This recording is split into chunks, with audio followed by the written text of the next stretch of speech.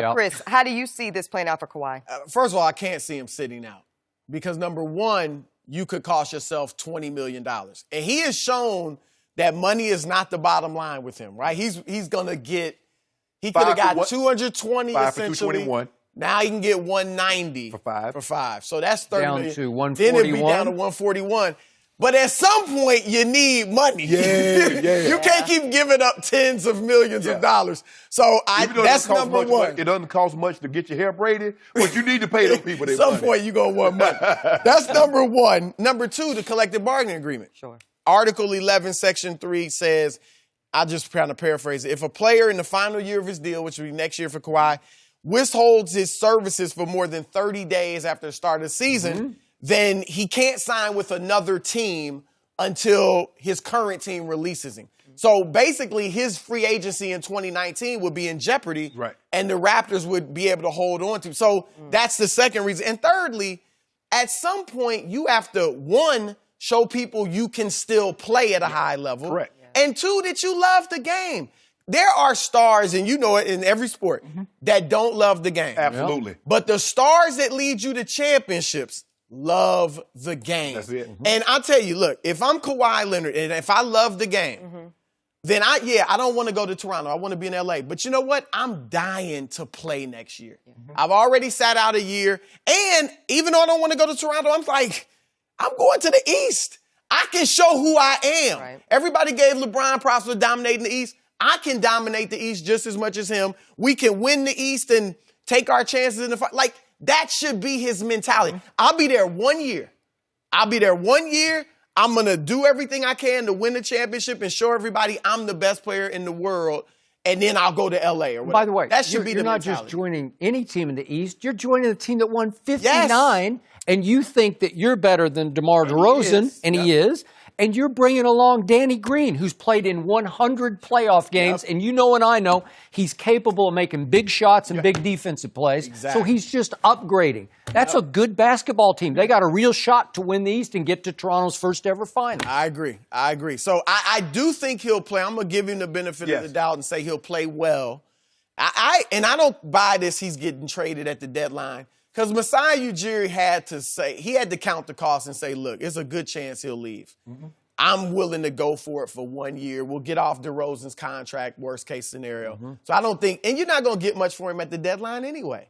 I don't think. We'll give you Kuzma. You'd have to deal with the, right, you'd have to deal with We'll the give you Kuzma? Did you just say that? Oh, great. But that's what it would be. So I'm going to say, I think he plays. I think they're a great team. I think they go to the Eastern Conference Finals and lose. So I'm going to put them ahead of Philadelphia. Wow. I think they lose in 7 to Boston. Okay. That's going all the way out on the end of the limb. All right. Well, Chris, my thing was, I was like, there are a lot of people. Now, I was willing to give Kawhi the benefit of the doubt because I believe he was hurt, and that's why he didn't come back. But there are some that believe Kawhi dogged it, that Kawhi was not hurt. So with that being said, and now to go possibly sit out, man, he would get crucified. Now, Kawhi strikes me as a guy that doesn't really care about what people think about him because he's doing his own thing. He's living his best life. Whatever that is, Kawhi is doing it. So I believe he plays, and I believe he wants to show everybody that I'm still Kawhi. I'm still the best two-way player in the game, and somebody, Lakers, going to be very, very fortunate to have me in 2019. Skip Bayless. But, here's the thing. Let's just say for the sake of argument, Chris, Masai starts to realize, you know what? I done tried. I can't reach this dude. Magic say, hey, this is what we got for you. Trade deadline. If you're going to rebuild, if he's not coming back, you're going to rebuild anyway. But what would you, if you're Magic in that situation, what are you willing to give up? When you know, I'm going to get him in a few months. Now, you could say, if we get him now, maybe we can win. Yeah. But how much you going to give up? See, I think if you're Magic, the only way you give up some of those young guys is if they don't play well. If you say, you know what, Brandon Ingram hasn't played well next to LeBron, he doesn't like the big stage, Kuzma's not what we thought. But then if you're Toronto, why do I want them if they don't play well? You see what I'm saying? And Clippers, they got a bunch of veterans for the most part, and they're not going to give up their young guys. So here's the reason I'm having a hard time with this question.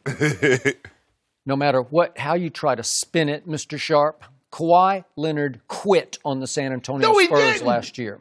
He had a thigh bruise, and then he got sideways with the team doctors who are simply the most patient and conservative in all of sports. They baby their players. They give them nothing but time and rest and days off. What coach babies players more than Greg Popovich? Well, you should have babied him some more. And halfway through the year, they finally said, okay, that's enough. You're making $19 million, and you played 9 games. We medically clear you to play. He said, no, I'm hurt. I'm going to get a second opinion, a third opinion, and a fourth opinion. I'm hurt. I got a thigh bruise. Thigh bruise? Tony Parker ruptured his quadriceps. It was 100 times worse than Kawhi's. So we're back to the mindset of one Kawhi Leonard. All I know for sure, he's a weird dude. He is a head case. I have no idea what's going on. Well, you could argue, but he's also impressionable because he let his uncle take over all of his business and basketball affairs, and he seems to blow with the wind, and we see this report, and somebody drops a hint from his camp over here. He loves the Clippers. No, he loves the Lakers. No, he loves the Clippers. No, he doesn't have any interest in Toronto. No, he's starting to warm up to Toronto. Which is it? He ain't even been to Toronto yet. Yeah. What is going on? Yeah. Okay, so to your point about what the collective bargaining says, you sure Kawhi won't pull a Spurs next year and say, I'm hurt, man. My quad's No, hurt. he can't afford that one. Oh, my quad's hurt. Well, that would be a PR nightmare. And Toronto would go to the league, and you'd get doctors involved. I mean, it would get ugly. You don't want that, Skip. I'm assuming so, but I didn't think that this was the San Antonio Spurs he did this to. To me, it's the classiest organization in sports. He did this to them. Yeah. And they were forced into a corner. It was pathetic what happened. And they finally said, okay, we give up. And I think because what happened, Masai told DeMar DeRozan, I don't know, a few nights ago in Las Vegas, he said, we're not going to trade you. And then I think R.C. Buford, the Spurs GM, finally just said, I give up, man. And he dropped his offer down to, okay, we'll just take DeRozan and Pirtle. I'm pretty sure Anunoby or maybe Siakam those guys can really play. Those are future they're starters in Toronto. I mean, they can play. They would really upgrade the Spurs. And the original reports, they were included as possibilities in the trade. And all of a sudden, it's just DeMar and just Pirtle. You see what happened, though? It got to the point it was just DeRozan, it was just Pirtle. But they wanted Kuzma. Well, sure, they're going to ask for it. Pick. Okay. All right. You don't think they would, but they weren't going to give the Lakers. They weren't going to come down in there. Exactly. They had to make it so cost prohibitive that we know Magic ain't going to do this deal, but we just going to throw it out there, kind of like the Cowboys when the Herschel Walker trade. Yeah. We know they're not going to trade those 3 first-round draft picks for no Herschel Walker. They did. Okay. And it turned Dallas Cowboys fortune around forever. Yep. So if you're going to do it, I mean, I don't blame the Spurs for asking for it, but Magic Johnson being the businessman that he is, you don't become Magic Johnson in the business world by making bad business decisions. Okay. So I still think, I'm sorry, go ahead. I wanted to ask you, so you think, I agree with Shannon, I'm giving him the benefit of the doubt that he was hurt. But for your argument, if he wasn't hurt, why? I mean, he had nothing but good times with the Spurs up till the injury. Like, why would he do that? Like, especially after playing with that ankle injury. That's the thing. Because he tried to come back twice with that ankle injury script. Remember, he hurt it the first time against the Rockets, and he tried to play game 1, and he hurt it again. I'm going to say this again.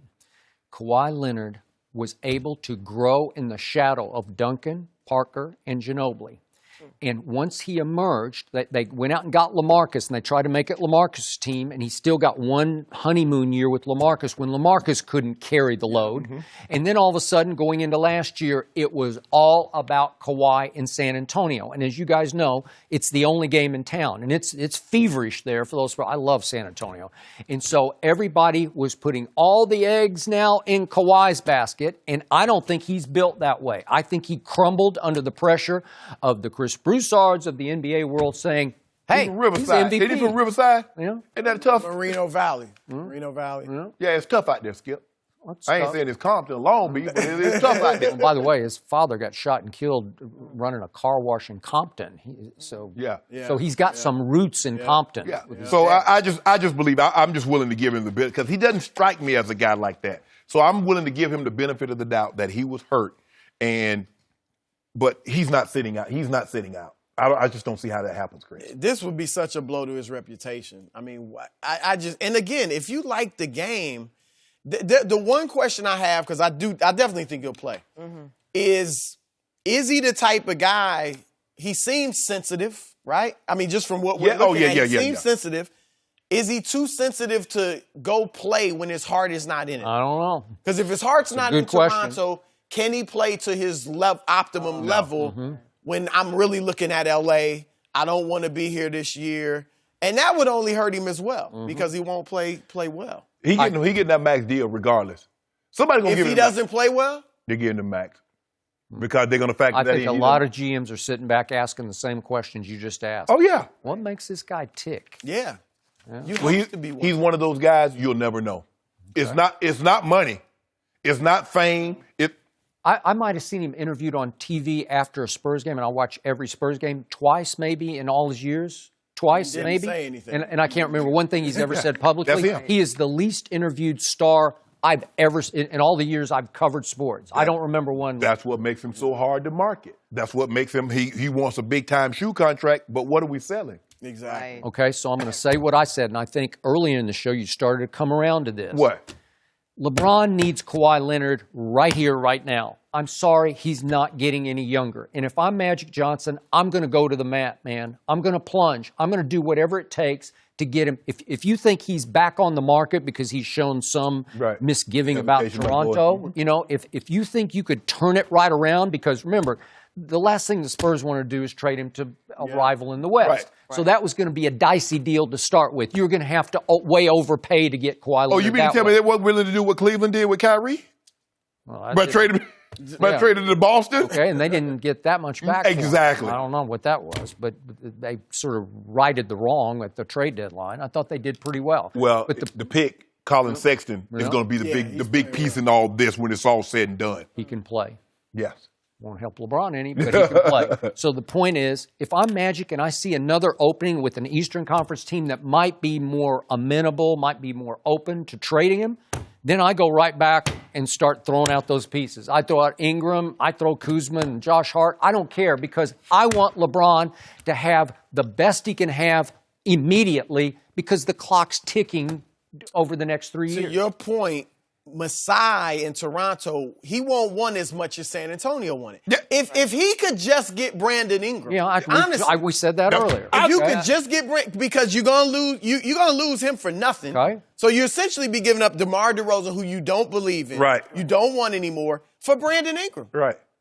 You would have had to have that one sit down with Kawhi, that one Popovich kind of audience that you get, and you look him in the eye as Masai Ujiri, and you say, "Wait a second. I don't think this is going to work." I ain't reaching him. I mean, he's here physically, but he's not there. Yeah. But that's the thing. If San Antonio would have taken Brandon Ingram straight up, Magic would have done that deal. I think so. Yeah. Even throwing a pick. He'd have done that deal. But when you say 3 players and draft picks, Skip, they can't go that high. Yeah. I love Brandon Ingram. I think he's got a great future, but I don't know it. I don't know for sure. I love Kawhi for sure. Well, for sure he's proven so much more. We get Kawhi. Okay, well there you go. I'll be at all 40. I'll be at all 41 home games. All right, there you go. Okay, maybe 10. Yeah, but which Kawhi are you going to get? The good Kawhi? I'll get that great Kawhi. Yeah.